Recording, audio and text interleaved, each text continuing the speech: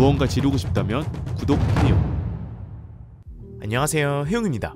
자, 오늘은 한국 시간 7월 13일 새벽 2시에 게이밍 의자 브랜드 시크릿랩의 새로운 신제품 시크릿랩 타이탄 에보 2022 에디션이 공개되었습니다.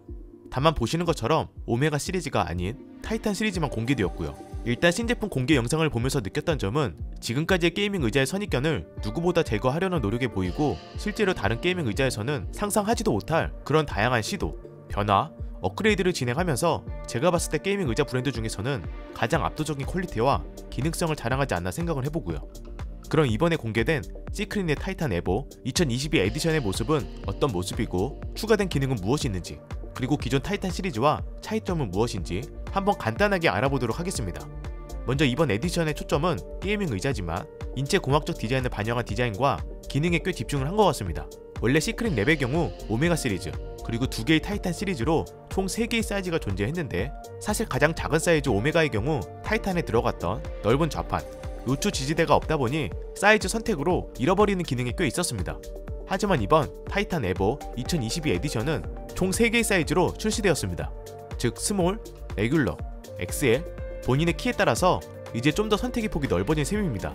그리고 기존의 패브릭 소재의 시그니처 디자인은 종류가 한 개뿐이었는데 이번에 파스텔톤에 엄청 예쁜 총 5가지 컬러가 추가가 되었고, 가죽 소재도 시크릿랩 시그니처 디자인이 더 추가되었고요. 또한 이건 아시는 분들은 아시겠지만 시크릿랩의 가장 큰 장점인데, 이렇게 새로운 모델이 출시가 되어도 그 전에 판매했던 e스포츠, 스페셜 에디션 디자인을 그대로 선택할 수 있습니다. 보통 새로운 모델이 나오면 그 전에 출시했던 디자인은 버려지는 경우가 많은데, 시크릿랩 게이밍 의자는 계속 새로운 모델이 나와도 그 전에 판매했던 디자인, 앞으로 추가될 디자인까지 전부 다 적용이 가능합니다. 자, 그럼 이제 달라진 기능부터 하나씩 볼까요? 타이탄 시리즈의 가장 큰 특징은 바로 이 요추 지지대였습니다. 우측에 있는 손잡이를 통해서 요추 지지대의 깊이를 조절할 수 있었는데, 이번에는 좌측에도 손잡이가 하나 더 추가되어 깊이는 물론 높이 조절까지도 가능해졌습니다. 일반적인 사무용 의자처럼 좀 더 자유롭게 조절이 가능해진 거죠. 이 부분은 사람마다 허리의 곡선이 다 다르기 때문에 기존의 타이탄을 사용했던 분들도 쿠션으로 대체하는 경우가 있었을 텐데, 이 시스템으로 좀 더 편하게 사용이 가능하지 않을까 생각을 해봅니다. 그리고 자세히 보면 기존 손잡이와 디자인도 조금 다르고 회전하는 느낌도 조금 달라진 것 같습니다. 좌판도 원래 타이탄 의자 좌판 끝쪽을 보면 살짝 위로 올라오는 형태라 신체에 따라서 허벅지 안쪽에 압박감을 느끼는 분들도 있었을 겁니다. 그런데 이번에는 보시면 이렇게 경사가 아래쪽으로 더 내려가는 형태로 그전 모델보다 허벅지 안쪽의 압박감 자체가 더 사라질 것 같고요. 등받이 측면 날개 부분도 더 넓게 디자인을 재구성해서 어깨에 부담을 주지 않고 부드럽게 감싸는 형태로 디자인되었고, 좌판 시트 베이스도 오메가와 타이탄의 장점을 서로 결합해 새로운 방식으로 디자인되었습니다. 즉 날개는 있지만 거의 방해되지 않도록 낮게 설계가 되었고, 날개의 면적 자체를 최소한으로 줄이면서 엉덩이와 허벅지가 닿는 않는 좌판의 넓이가 더 넓어진 셈인 거죠. 실제로 제가 가지고 있는 타이탄 모델과 비교를 하면 꽤 차이가 있습니다. 자, 이번에는 소재도 좀 더 보도록 하겠습니다.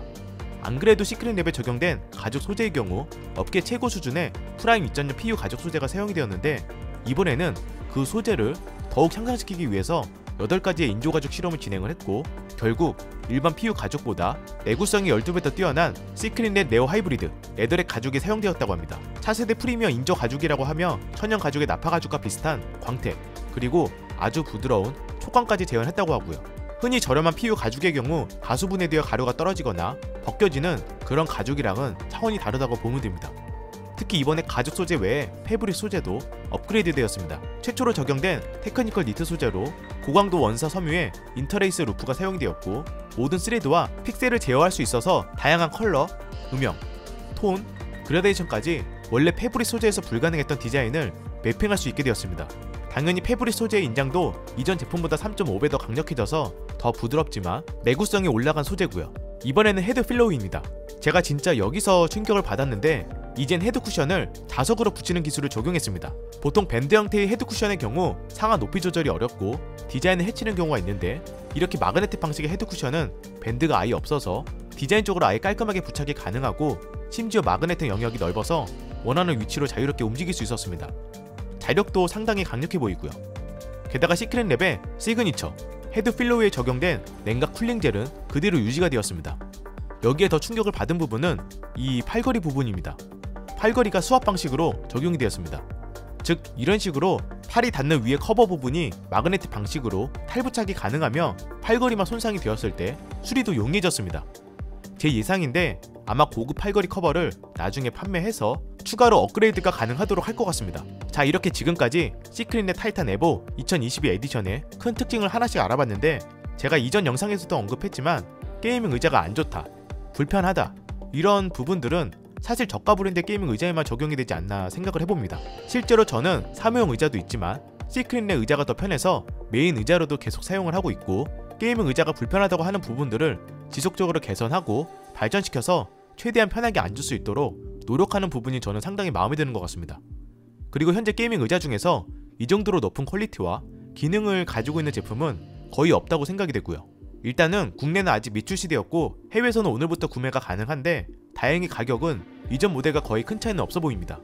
저번 시크릿랩의 매그너스 메탈 데스크는 국내 정발은 어려웠지만 시크릿랩 타이탄 에보 2022 에디션은 아마 국내 출시를 할 겁니다. 일정은 언제일지 모르겠지만 암튼 출시되면 또 빠르게 소식 전해드리면서 리뷰 또한 진행해보도록 하겠습니다. 그럼 제가 준비한 영상은 여기까지고요. 저는 또 새로운 리뷰 영상으로 찾아뵙도록 하겠습니다. 이상 해웅이었습니다. 감사합니다.